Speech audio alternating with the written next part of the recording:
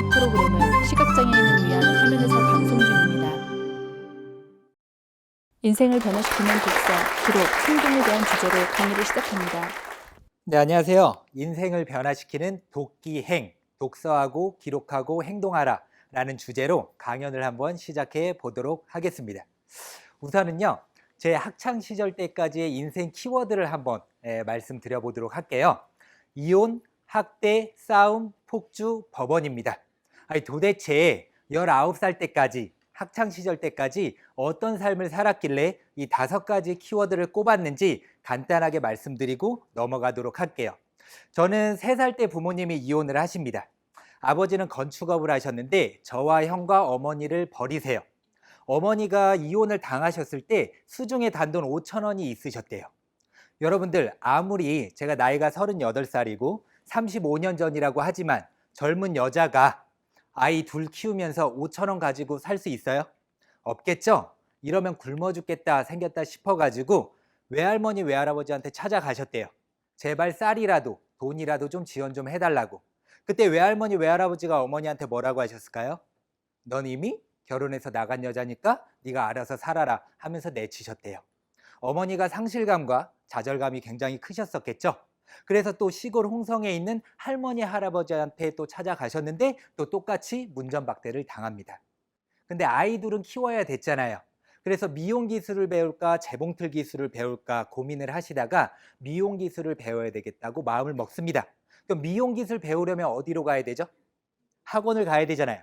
근데 학원에 가 있을 때 저랑 형은 집에 박혀가지고 뭐 하고 있어요? 어머니 기다리면서 계속 울고 있으니까 그게 눈에 밟혀가지고 일을 제대로 배울 수 있을까요? 없겠죠? 그래서 어머니가 어쩔 수 없이 저랑 형을 홍성에다가 떼어 놓을 수밖에 없었습니다. 제가 3살 때예요. 근데 할머니 할아버지는 사랑과 정 듬뿍 주면서 잘 키워주셨거든요. 근데 비극은 7살 때 시작이 됩니다. 갑자기 아버지가 젊은 여자를 데리고 시골로 내려오신 거예요. 그래서 재혼을 하면서 저랑 형을 인천으로 데리고 가서 키우겠다라는 거죠. 근데 그 여자는요, 3번째 여자였거든요. 첫 번째 가정 버리고, 2번째 가정 버리고, 또 3번째 가정 만들겠다고 또 이제 시골로 내려오신 거죠. 결과론적으로는 아버지는 결혼을 5번 정도 하셨습니다.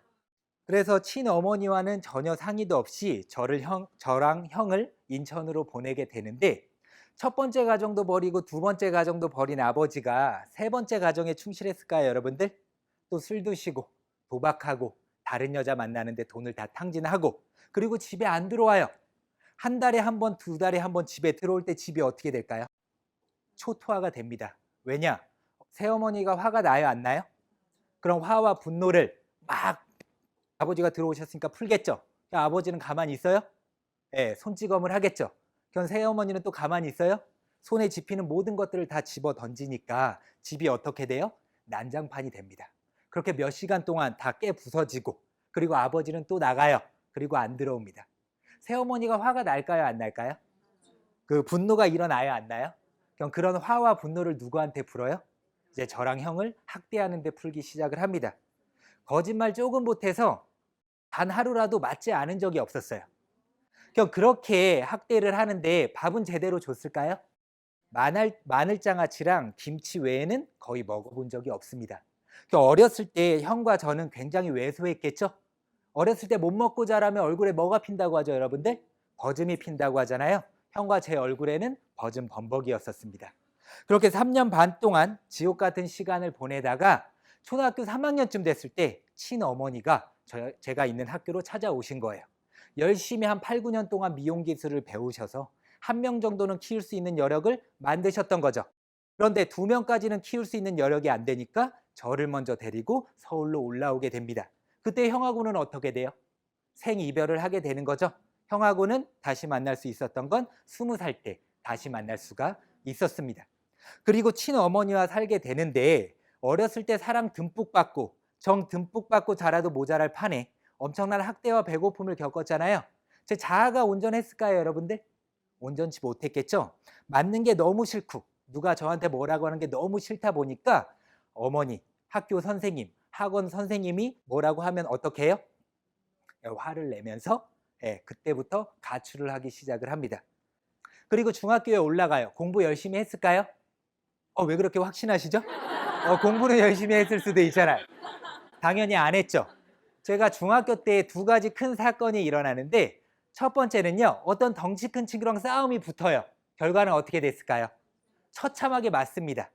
위에서 사정없이 저를 넘어뜨리더니 때리더라고요. 근데 제 안에 뭐가 많았어요, 여러분들? 화와 분노가 많았죠. 그동안 계속 맞으면서 살아왔는데 또래 친구들한테까지 맞으니까 잠을 못 자겠더라고요. 그때 한 가지 결심을 합니다. 앞으로는 그 누구와 싸우더라도 절대 지지 않겠다라고 마음을 먹어요. 그때부터 뭘 시작해요? 운동을 하기 시작합니다. 그때 만약 제가 공부로서 그 누구에게도 지지 않겠다라고 마음을 먹었었으면 내 인생은 또 다르게 흘러갔을 수도 있었겠지만 어쨌든 저는 중학교 2학년 1학기 중간고사 때 이후로요. 군 입대해서 처음으로 책을 읽기 전까지 단 한 권의 책, 단 1분 1초도 공부란 걸 해본 적이 없습니다. 아예 그 당시에 공부는 내 길이 아니구나 포기를 하면서 쓸데없는 시간을 보내면서 살았습니다. 여러분들 중학교 때 공부를 포기했으면 두 가지 선택을 할 수가 있겠죠.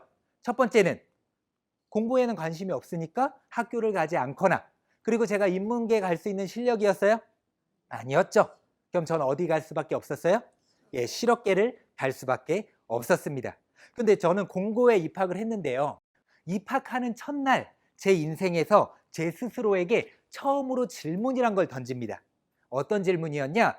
과연 이 정글 같은 곳에서 어떻게 살아남을 수 있을까란 질문을 던져요. 여러분들 질문을 던지면 뭐가 나오죠? 답이 나오죠? 그래서 좋은 질문을 던지는 게 그만큼 중요한데 저는 나쁜 질문만 그렇게 질 안 좋은 질문만 던지다 보니까 어쨌든 그런 질문을 던지고 그런 질문에 대한 답을 찾기 위해서 계속 머리를 쓰다 보니까 어떻게 돼요? 깊게 말씀드리지는 않겠지만은 진짜 머리를 쓰게 됩니다. 그때부터 싸울 때 박치기를 하기 시작을 했거든요. 계속 박치기만 해대다 보니까 아무도 저를 건드리는 사람이 없는 거예요. 여러분들 인생을 살아감에 있어서 원칙 중요해요, 안 해요? 중요하죠. 그 원칙대로 실행하는 거 중요해요, 안 해요? 실행을 하다 보면 내가 원하는 결과를 만들 수 있어요, 없어요? 있겠죠. 그리고 중학교 3학년 겨울방학 때쯤에 학교는 진학은 하지 않고 오토바이를 타던 친구가 있었는데 배달을 하던 친구였거든요. 근데 그 친구가 배달 오토바이를 끌고 왔었는데 그때 제가 어떻게 했어요? 오토바이를 타봤었겠죠. 기분이 어땠어요? 오토바이는 절대 타면 안 되겠지만 그때는 내 인생의 즐거움과 쾌락이 여기 있었구나. 내가 왜 이 재미난 걸 이제 알았었지 하면서 뭘 시작해요? 오토바이 배달을 하기 시작합니다. 마음껏 오토바이도 타면서 한 달에 한 번씩 뭐가 나와요? 월급이 나오죠. 차곡차곡 모아가지고 더 좋은 오토바이로 업그레이드를 해 나가면서 적게는 50대, 많게는 100대 이상이 서울 전 지역을 휩쓸고 다닙니다. 아무 생각이 없었죠. 더 충격적인 사실은 고등학교 3년 동안 우리 학교에 영어 과목이 있는지 몰랐었어요. 그건 뭘 의미해요? 학교 공부와는 완전 거리가 먼 삶을 살았었다라는 거죠. 그럼 싸움 많이 하고 오토바이 폭주하고 어디랑 친해질 수밖에 없어요? 경찰서랑 친해질 수밖에 없죠. 경찰서에서도 해결이 안 되면 어떻게 돼요? 법원까지. 그래서 저는 고등학교 때 경찰서라든지 이제 법원에 들락날락 거리면서 계속해서 생각 없는 삶을 살았었습니다. 그렇게 생각 없는 삶을 살다가 졸업할 때쯤 됐을 때 담임 선생님이 저를 부르시는 거예요. 그러면서 딱 한 말씀 하셨어요. 근용아, 너 사회에 나가서도 지금처럼 살면은 인간 쓰레기밖에 안 된대요. 그러니까 제발 지방 전문대라도 좀 가라는 거죠. 근데 제가 지방 전문대라도 갈 수 있는 실력이었었어요? 아니었겠죠. 근데 지방 전문대랑 그 공고랑 자매결연이란 걸 이렇게 맺는 경우가 있더라고요. 그래서 담임 선생님 추천으로 입학금만 내면 몇 프로 정도는 100% 합격시켜주는 제도가 있었어요. 담임 선생님이 원서 다 써놓으시고 꽉까지 적어 놓으시고 너 100% 합격이니까 제발 지방 전문대라 좀 가라. 그래서 어머니한테 말씀드렸더니 모든 어머니들의 소원이 뭐예요? 자식들 대학 가는 거잖아요. 돈은 어떻게든 해줄 테니까 대학 가라 해서 입학을 합니다. 그러면 나이가 이제 앞에 숫자가 1에서 2로 바뀌었죠. 그러면 정신 차리고 공부 열심히 해야 되잖아요. 열심히 했어요? 왜 그렇게 확신하시냐고요. 열심히 했을 수도 있잖아요. 1학년 2학기 때 학점이 몇 점? 1.74. 그리고 1학년 2학기쯤 되면 나라에서 뭐가 날라와요? 남자는 영장이 날라오죠. 영장 날라올 때 그 기분 어때요? 네, 좋아요. 네, 도살장에 끌려가는 가축 마냥 하루하루가 너무 괴롭고 미치겠는 거예요. 7개월이라는 시간이 남았었거든요. 하루하루가 미치겠으니까 나에게 순간적인 즐거움과 쾌락을 줄 수 있는 무언가에 빠졌었어야 됐어요. 그래서 제가 뭐에 빠져요? 게임에 빠집니다. 그래서 하루에 10시간에서 많게는 18시간씩 스락스 아시죠? 그 게임만 하다가 군대에 입대를 하게 됩니다. 여러분들 제가 군 입대 전까지의 제 삶을 좀 짤막하게 말씀드렸는데 저 어떤 삶을 살았었던 것 같아요? 너무 생각 없는 쓰레기요? 예, 너무 생각 없는 쓰레기 같은 삶을 인정합니다. 살았었잖아요. 근데 이렇게 살았던 사람들의 미래는 어때요, 여러분들? 뻔해 보이잖아요. 그런데 저는 어때요? 베스트셀러 책을 4권이나 내고 지금 여러분들 앞에서 강연을 하고 있습니다. 아니 도대체 20대, 30대 때 어떤 변화가 있었길래 인생을 180도 변화시킬 수 있었는지 그 노하우에 대해서 또 하나하나씩 말씀드리도록 하겠습니다. 제 인생을 저는 군대에서 변화시켰습니다. 저는 21살 2002년도에 뭐가 있었죠? 월드컵이 있었을 때 군대에 있었던 운이 없는 사람이었는데요. 제가 군대에서 얻은 4가지가 있습니다. 첫 번째는요. 나를 돌아볼 수 있는 시간. 두 번째는요. 책과의 만남. 세 번째는 인생의 멘토, 또 배움의 기쁨을 군대에서 얻게 돼요. 하나하나씩 살펴볼게요. 나를 돌아볼 수 있는 시간. 여러분들 제가 군입대 전까지 생각이란 게 있었어요? 없었죠? 아무 생각 없이 살다 보니까 그냥 사는 대로 생각할 수밖에 없어요. 그런데 군대에 딱 입대를 하니까 매일 1시간 반에서 2시간 동안 생각할 수 있는 시간을 저에게 주더라고요. 무슨 시간이었어요? 명상이요? 군대에서 명상 이렇게 가르치나요? 할 수 있는 시간 주나요? 경계근무 시간이요. 그 누구도 피해갈 수 없이 군대에 입대를 하면 아침이고 오후고 새벽이고 꼭 하루에 한 번은 경계근무를 서야 됩니다. 그래서 여러분들 총 옆에 끼고 먼 산 바라보면서 1시간 반 동안 멍하니 있어 보세요. 무슨 생각이 들어요? 처음에는 내 인생을 비관을 하게 돼요. 내가 왜 대한민국 남자로 태어나서 대한민국 군대에 끌려와가지고 내가 이 짓을 하고 있지? 불평, 불만만 쌓이다가 어느 순간 생각이 끊깁니다. 무념무상인 상태가 쭉 지속이 되는데 너무 지겹잖아요. 그런 시간이 좀 오래되다 보니까 문득 이런 질문을 20대 때 또 던지게 됩니다. 내가 군 입대 전까지 어떻게 살아왔었지란 질문을 던져요. 왜 던졌다고요? 너무 할 게 없었으니까. 그건 질문을 던졌잖아요. 그건 답을 찾아 나가야 되겠죠. 내 지난 날을 한번 복기를 해봤습니다. 그랬더니 한 가지 큰 깨달음에 도달하게 되더라고요. 어떤 깨달음이었어요? 내가 잘못 살아왔었던 것 같은데, 성공적이지 못한 삶을 살았었던 것 같은데, 내가 너무 생각 없는 삶을 살았었구나 라는 걸 깨달았어요. 그럼 내가 잘못 살았었다라는 걸 깨달았으면 또 어떤 질문을 던질 수가 있죠? 그렇다면 올바른 삶이란, 제대로 된 삶이란, 성공적인 삶이란 무엇일까란 질문을 던질 수 있어요? 없어요? 있겠죠. 그에 대한 질문을 던졌는데 답을 바로 찾을 수 있었어요? 찾지는 못했지만은 그런 좋은 질문을 던졌다는 것 자체가 제 인생에서 결정적 순간이었었습니다. 그런 상태에서 두 번째로 책과 만나는 시간을 가지게 됩니다.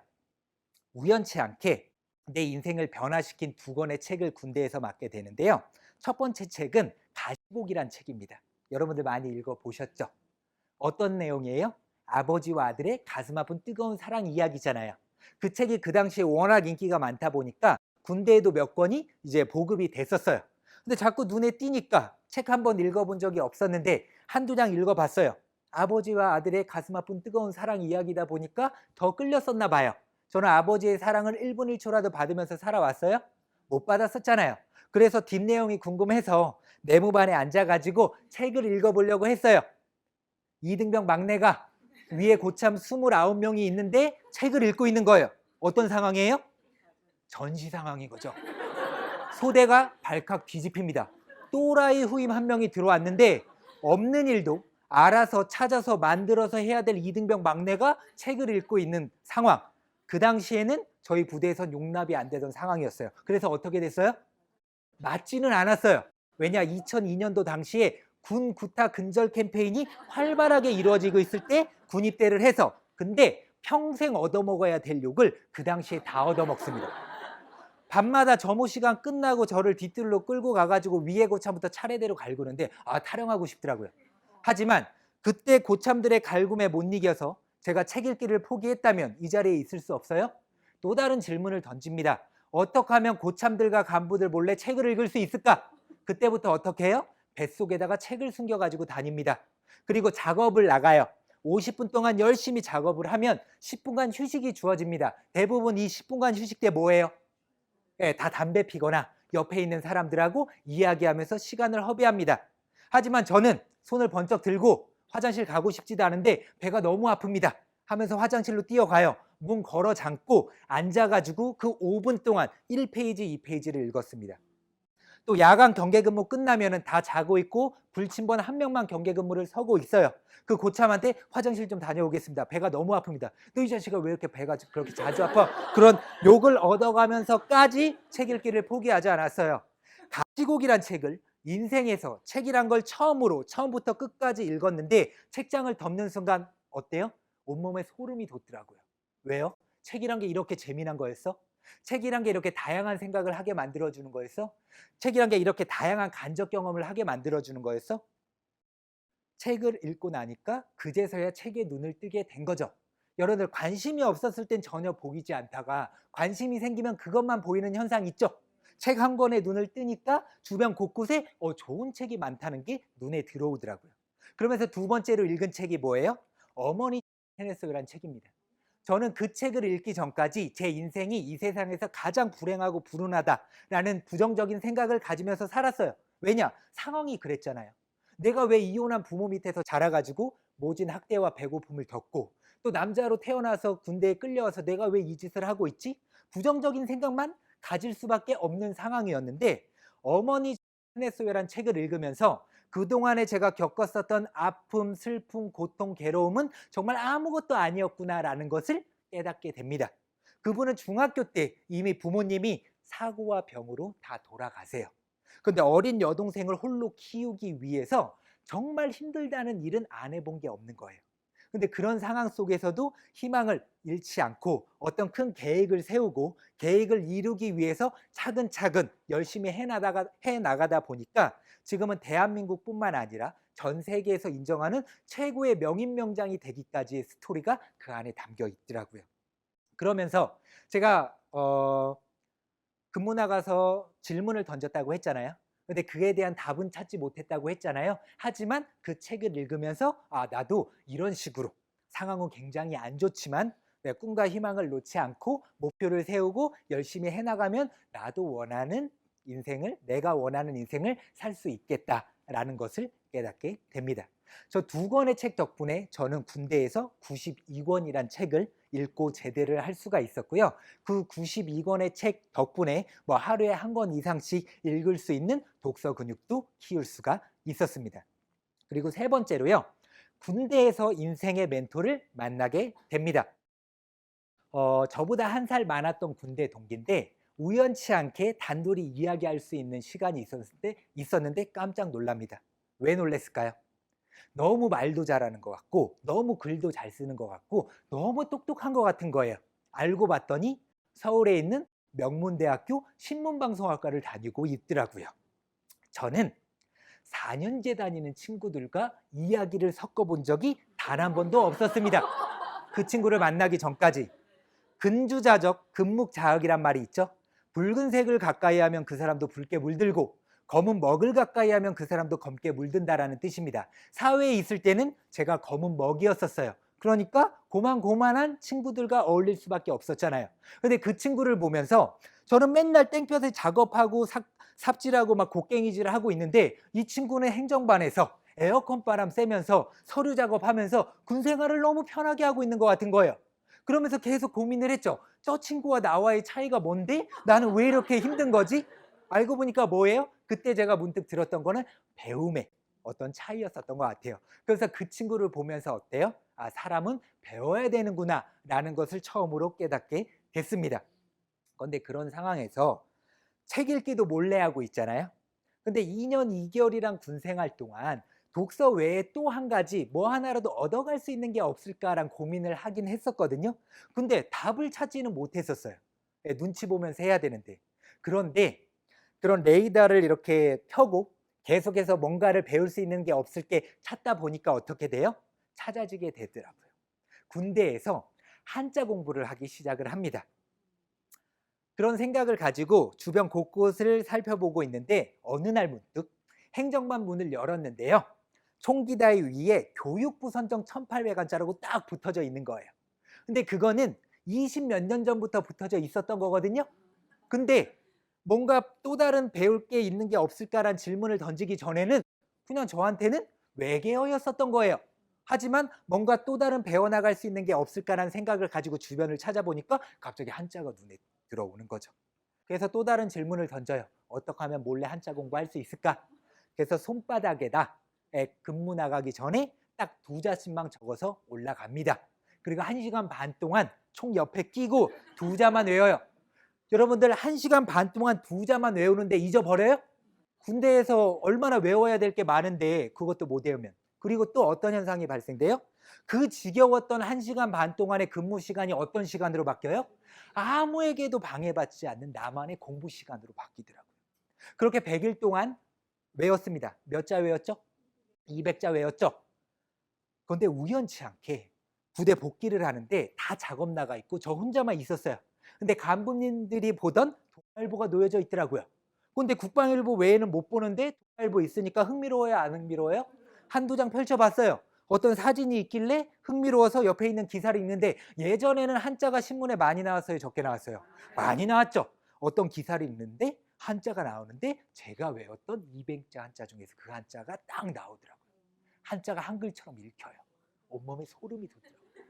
이야, 이게 배움의 기쁨이구나 라는 것을 처음으로 깨닫게 된 거예요.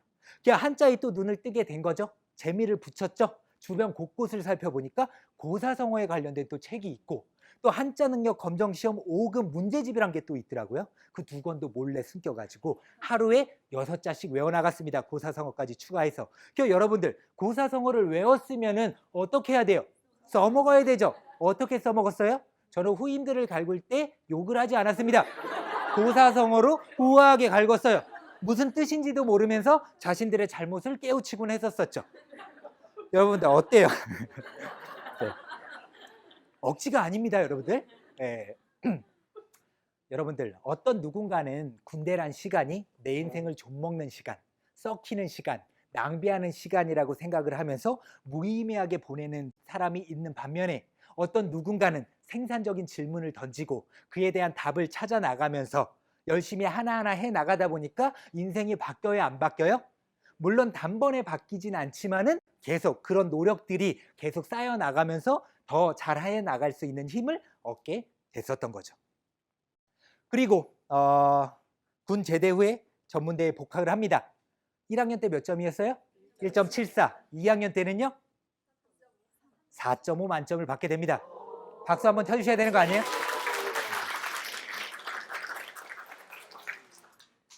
여러분 아무리 지방 전문대라고 하지만 1.74 맞기도 쉽지 않아요. 하지만 4.5 맞기도 쉽지는 않습니다. 어떻게 가능했냐? 제가 군대에서 몇 권의 책을 읽었다고요? 92권. 사회에 나와서는 한 달에 2권에서 많게는 3권 정도 읽었습니다. 근데 제가 독서 근육이 있었어요? 아직은 없다 보니까 쉬운 책 위주로 읽습니다. 쉬운 책이라 함은 자기계발서라든지 성공한 CEO 이야기라든지 위인전 평전은 우리가 좀 손쉽게 읽을 수 있잖아요. 그런 책들을 꾸준히 읽다 보니까 한 가지 공통된 점들이 발견이 되더라고요. 성공한 사람들은 뭐를 높이 세웠어요? 목표를 세우고 그 목표를 이루기 위해서 목표를 잘게 세분화했더라고요. 그래서 오늘 무엇을 해야 될지를 적어놓고 열심히 해나갔더니 대부분 자신이 원하는 모습대로 살게 되더라. 그건 책을 통해서 간접 경험을 통해서 성공자들의 성공 방식을 알게 됐죠. 그럼 어떻게 해야 돼요? 실천을 해야 되죠. 그래서 어떤 식으로 실천을 했냐? 제가 2005년도에 학교 공부 이번 목표는 올 A뿔이다 해가지고 적어 놓은 다음에 올 A뿔을 받기 위해서는 오늘 하루 무엇을 해야 되는지를 쭉 적어 놨어요. 그런데 단 하루도 빼놓지 않고 그대로 했어요? 그대로 하지는 않았지만 물론 중간에 빼먹은 적도 많이 있었지만은 목표를 세우고 목표를 적어 놓고 이루려고 매일 노력하는 사람과 목표도 적어 놓지도 않고 '아 내 인생 잘 되겠지.' 하는 사람과의 차이는 커요, 작아요? 클 수밖에 없죠. 그렇게 지방 전문대를 제대를 하고 네. 지방 전문대를 졸업을 하고요. 내 인생은 고속도로처럼 탄탄대로일 줄 알았었어요. 하지만 어때요? 계속해서 좌절, 실패를 겪더라고요. 그렇게 힘들고 어려운 상황 속에서도 절대 포기하지 않은 세 가지가 있습니다. 뭐를 포기하지 않았을까요? 독서를 포기하지 않았고요. 또 기록하는 것을 포기하지 않았고 또 기록해 놓은 것을 실천하는 것을 포기하지 않았습니다. 우선은 저는 인생을 변화시킬 수 있는 힘이 세 가지라고 생각을 하거든요. 그 세 가지에 대해서 좀 말씀드리도록 하겠습니다. 첫 번째는요, 인생 목표 정하기. 저는 이게 가장 중요하다고 생각해요. 두 번째는 독서. 당연히 중요하고요. 또 기록하는 거 물론 중요하겠죠. 하나하나씩 세부적으로 말씀드려 보도록 하겠습니다. 왜 인생 목표를 정해야 하는가? 아들러란 사람이 이런 이야기를 했습니다. 명확하지 않더라도 인생의 최종 목표를 갖는 것은 무척 중요하다. 몇몇 사람들이 지닌 문제는 그 목표가 현실적이든 비현실적이든 어떠한 목표도 갖지 못한다는 점이다. 나는 어떤 확고한 목표가 있다 하시는 분 한번 손들어 볼까요?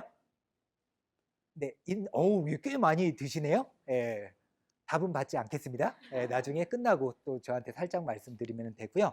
근데 대부분 목표가 없이 사는 분들이 많아요. 그리고 두 번째로요. 목표가 없는 사람은 목표가 있는 사람을 위해 평생 일해야만 하는 종신형에 처해진대요. 제가 20대 중반 때 이 문장을 접했거든요. 그런데 나는 남에게 종속되는 삶을 살고 싶지 않은 거예요. 그래서 또 어떤 질문을 던졌어요? 내 스스로 설 수 있는 힘을 기르기 위해서는 내가 지금부터 무엇을 해야 될지에 대한 부분들을 계속 고민하면서 계획하고 하나하나씩 실천했더니 지금 제가 원하는 모습으로 살 수 있게 됐거든요. 물론 시간은 몇 년이 걸렸어요? 17년이란 시간이 걸리기는 했습니다. 여러분들 단번에 이루어지는 거 있어요? 어떤 내가 원하는 무언가를 이루고자 할 때 반드시 필요한 게 몇 가지 있습니다. 뭐가 필요하죠? 시간, 또 인내, 노력, 끈기가 필요합니다. 제가 가장 좋아하는 말 중에 이런 말이 있는데요. 기기일약 불능십보, 노마십과 공재불사란 말이 있습니다. 풀이를 하자면 풀이해드릴게요. 천리마라 할지라도요. 한 걸음에 십리천리에 도달할 수가 없고요. 늙고 더디고 병든 말이라 할지라도 꾸준히 계속 걸으면 십리천리에 도달하게 된다. 즉 성공은 도중에 멈추지 않음에 달려있다는 거거든요. 좋은 말이죠. 그런 거 가슴 깊이 새겨 놓으시고 내가 나태해질 때마다 계속해서 되새김질 하시면 좋겠습니다. 인생 최종 목표를 정하는 게 저는 정말 중요하다고 생각을 하는데 아직 목표가 없으신 분들이 있죠? 어떤 식으로 목표를 정해야 되는지 제가 말씀드려 보도록 할게요. 제 인생의 최종 목표는요. 나의 강점을 바탕으로 나의 일을 잘 해냄으로써 타인과 사회를 아름답게 만든다가 제 인생의 최종 목표입니다. 근데 많은 분들이 흔히 하는 실수가 뭐냐? 꼭 무엇이 되겠다라고 인생 목표를 정해버려요. 뭐 학생들한테 물어보면 선생님이 되고 싶어요. 공무원이 되고 싶어요. 조금 더 진화한 친구들은 뭐래요? 건물주가 되고 싶대요. 무엇이 되겠다죠? 열심히 해서 이루면 좋겠지만 이루지 못하는 경우도 생각해야 되잖아요. 그래서 무엇이 되겠다가 아니라 어떻게 살겠다라는 가치에 중점을 두고 여러분들 인생 최종 목표를 정하셨으면 좋겠어요. 무슨 말인지 아시겠어요? 그러면 내가 선생님이 안 돼도 뭐 공무원이 안 돼도 건물주가 안 되더라도 내가 지금 현재 내가 가진 능력으로 누군가에게 도움이 될 수 있는 삶은 또 없을까라는 질문을 던지면서 그 어떤 어둠의 터널을 조금은 빨리 빠져나올 수 있는 힘을 가지실 수가 있을 거예요. 그렇게 인생 최종 목표를 한 줄로 정의해 놓으신 다음에 그 아래 이런 인생을 살기 위해서는 내가 어떤 또 다른 목표를 가지고 살 건지에 대한 부분들을 쭉 적어 놓는 거죠. 저는 기록법과 독서법으로서 온리원이 되겠다라고 정했습니다. 왜 넘버원이 아니고 온리원이에요? 넘버원은 언제든지 바뀔 수 있죠. 하지만 온리원은 대체 불가능한 존재죠. 저는 이 사회에서 대체 불가능한 존재가 되고 싶었습니다.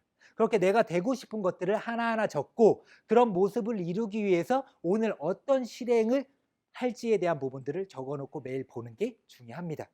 왜 적어놓고 매일 보는 게 중요해요? 목표에서 눈이 떨어지면 어떻게 돼요, 여러분들? 목표는 사라지게 됩니다.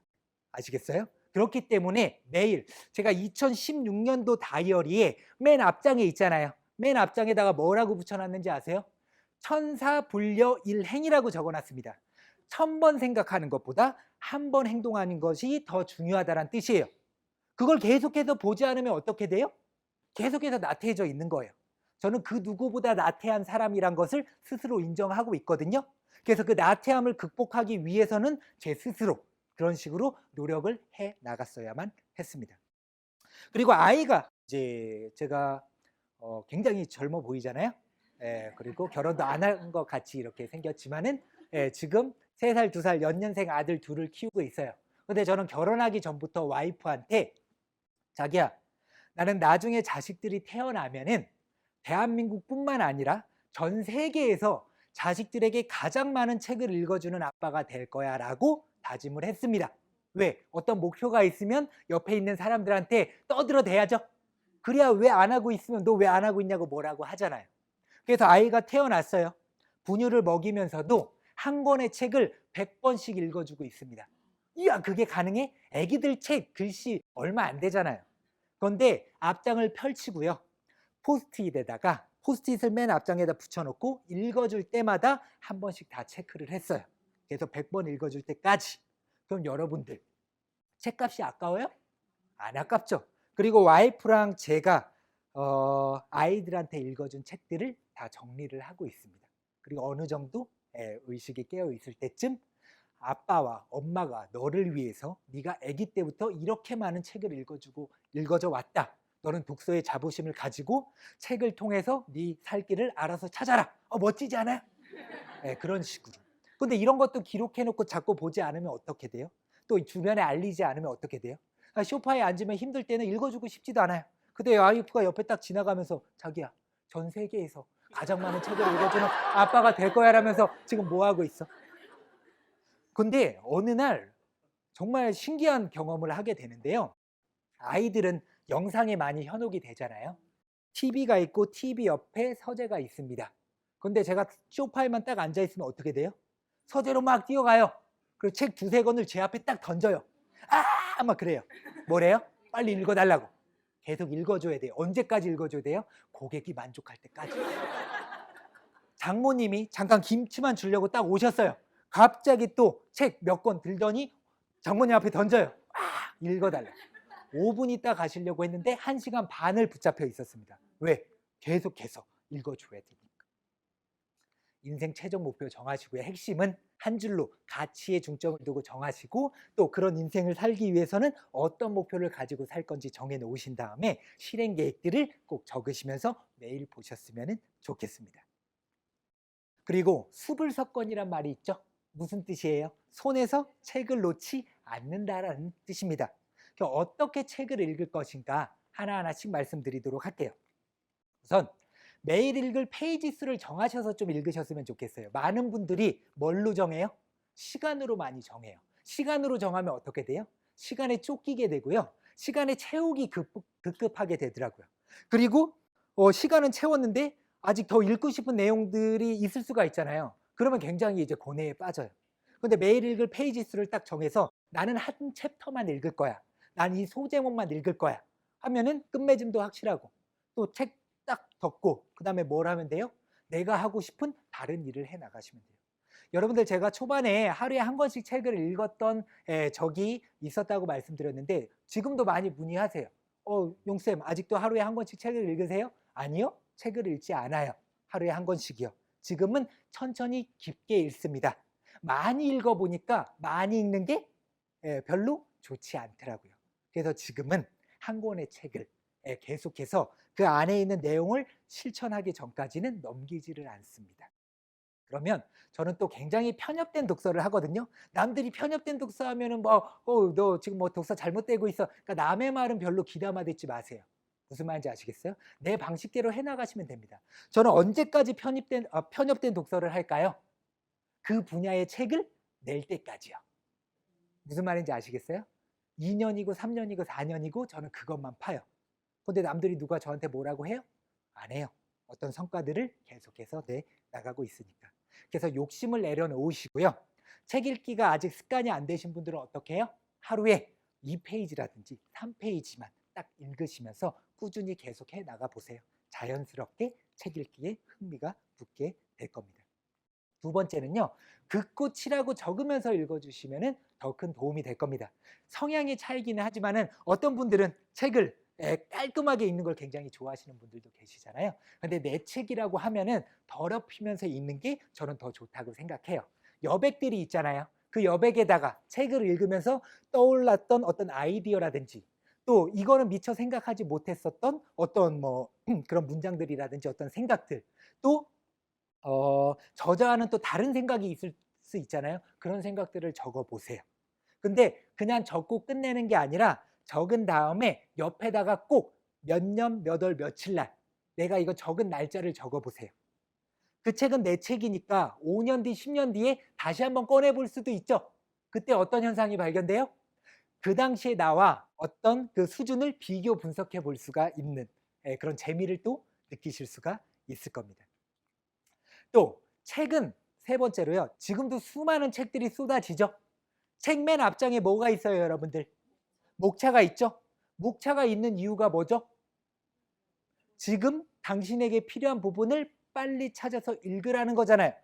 한 권의 책이 있는데 처음부터 끝까지 다 읽는다고 해서 나한테 모든 게 다 도움이 돼요? 아닐 거란 말이에요. 정말 내가 변화하고자 하는 마음이 있으면 단 한 문장만으로도 인생을 얼마든지 나은 인생으로 발전시켜 나갈 수가 있습니다. 물론 소설책이라든지 아니면 뭐 교과서 같은 경우에도 우리가 처음부터 끝까지 다 중요한 건 아니잖아요. 중요한 부분은 항상 선생님들이 또 뽑아주잖아요. 그렇게 우리가 책 읽기에 좀 이렇게 부담이 큰 이유가 이 책을 집으면 어때요? 처음부터 끝까지 다 읽어야 된다는 어떤 부담감 때문에 아예 그 부담을 느끼기 싫어서 책을 멀리하는 경우도 있거든요. 예, 나한테 필요한 문장들, 필요한 부분만 뽑아서 읽은 다음에 삶을 적용시키면은 보다 더 이제 편안한 마음으로 책 읽기를 즐기실 수가 있을 겁니다. 또 네 번째는요. 좋은 문장들은 한 개 정도씩은 내가 책을 읽었어요. 가슴을 때리고 막 머리를 이렇게 때리는 그런 좋은 문장들이 있을 거잖아요. 그런 문장들 하나씩은 꼭 외워주셨으면 좋겠어요. 외우면 뭐가 좋냐? 제가 20대 중반까지만 하더라도요. 말이 많다 보니까 주변 사람들하고 트러블이 많았습니다. 말 많은 사람 치고 문제 없는 사람 본 적 있어요? 반드시 문제가 생겨요. 근데 고치려고 하지 않았습니다. 남 탓만 했었어요. 그러다가 제가 27살 때 명심보감이란 책을 읽는데 중간 부분에서 이런 문장을 만나게 됩니다. 이분 화가 드나드는 분이요. 혀는 육신을 동강내는 칼이래요. 무슨 뜻이에요? 당신의 입과 혀를 조심하라는 거죠. 그걸 잘못 놀렸다가는 그게 너를 죽일 수도 있다라는 거예요. 너무 마음에 와 닿더라고요. 그래서 어떻게 했어요? 옮겨 적었죠. 그리고 어떻게 했어요? 계속 들여다봤죠. 언제까지 들여다봤어요? 체화될 때까지. 툭 치면 바로 나올 수 있을 때까지. 이렇게 체화시키고 나니까 어떻게 돼요?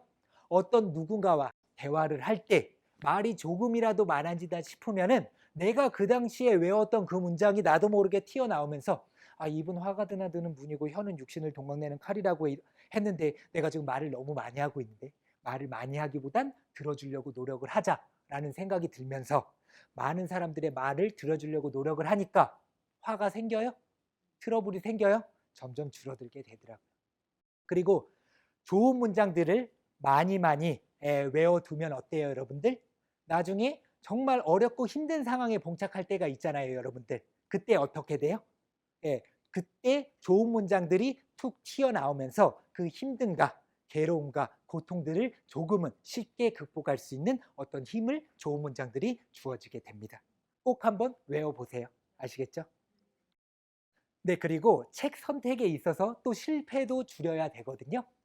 우선은 어떤 책을 읽어야 될지 난 모르겠는데 하시는 분들은 스테디셀러 위주로 먼저 읽으세요.